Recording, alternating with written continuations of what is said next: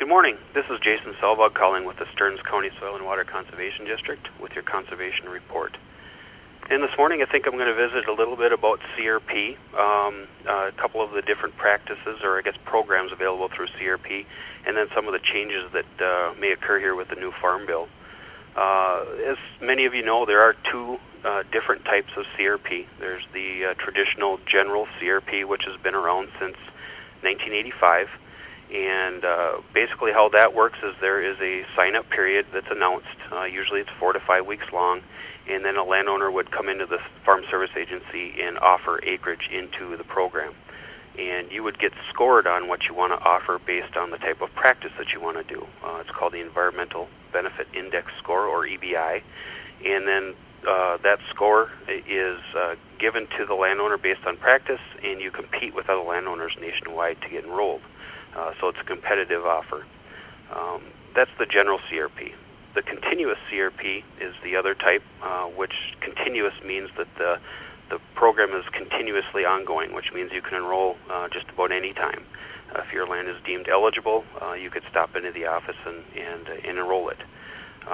Many of the continuous CRP practices do have an acreage cap for the state. The state has allocated a certain amount of acres for different practices. So when some of those allocations are used up, basically that practice is taken off the board unless we get additional acres. Some of the changes I want to talk about with the new Farm Bill, probably the biggest change that's going to happen with CRP is a reduction in the national cap. Right now there's a national cap in CRP of 32 million acres. That's what they would like enrolled nationwide. And they would like to reduce that number down to 24 million acres by 2018. So what does that mean? The general CRP signups are going to be very highly competitive now. Landowners are going to be encouraged to increase that EBI score to get accepted. The higher the score, the better chance to be enrolled in CRP. And then, I guess if you want to work with your local soil and water office or your local Farm Bill biologist, Adam Rogenberg here in our office, you can increase your score. You work with us to, I guess, kind of tweak those scores a little bit to increase your chances. And the other thing that makes that happen is under the continuous CRP, I think some of those allocations are going to be tougher to come by. So when we run out of acres, it's going to be more difficult to get acres back for certain practices or get as much allocated as we had in the past. Just a couple things about CRP. The current national enrollment in CRP is 29 million acres. So we're already underneath that 32 million acre cap that we already have, which is probably what USDA is looking for at this point. The current Minnesota enrollment in CRP is 1.5 million acres. And the current Stearns County enrollment is about 24,000 acres. Ironically, that's down quite a bit from our high point in Stearns County, which was in 1993. We were at just over 37,000 acres for the county. Expiring contracts, letters will probably be going out sometime this spring or early summer to landowners that have contracts that will be expiring September 30th of this year. I think there's 77 different contracts in Stearns County that will be expiring, a total of 2,100 acres. If you have an expiring contract this year, actually, or the next few years, stop into the Soil and Water office here, and we can help you talk about options, whether it would be better for you to go back into the general sign-up or switch over to the continuous sign-up, depending on the eligibility. And then the other thing I'm going to mention about expiring contracts is tree plantings.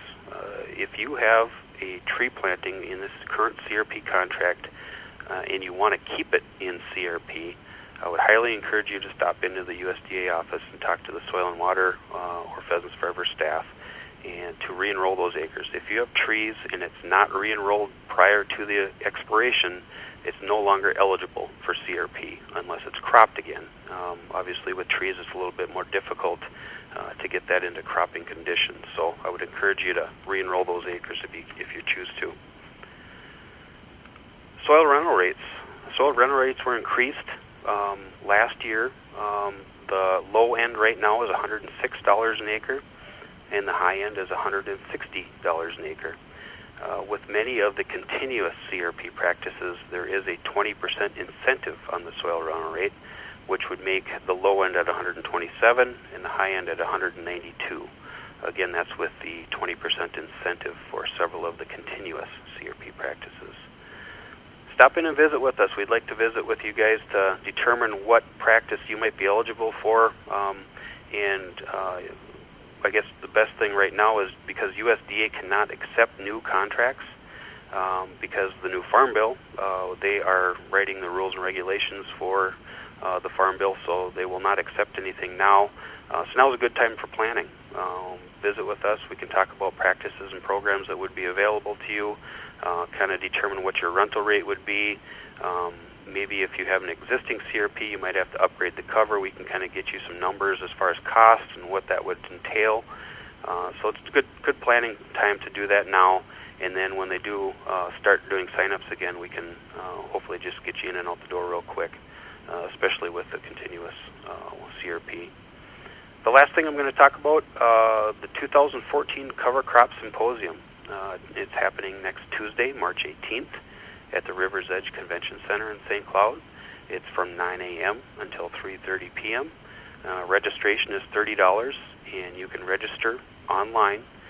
You can go to the Stearns County Soil and Water website. That is www.stearnscountyswcd.net, and go to the Calendar of Events tab, and then click on the Cover Crop Symposium, which is on the March 18th date on the calendar. It takes you right to a link to do the registration right there. You can pay the $30 at the door, and it's a one-day informational event for ag industry representatives, agency and extension staff, and other farm advisors. It's on the latest developments within cover crops. So if you're interested in doing that, check out the website and get pre-registered to attend. This has been Jason Selvog with the Stearns County Soil and Water Conservation District with your Conservation Report.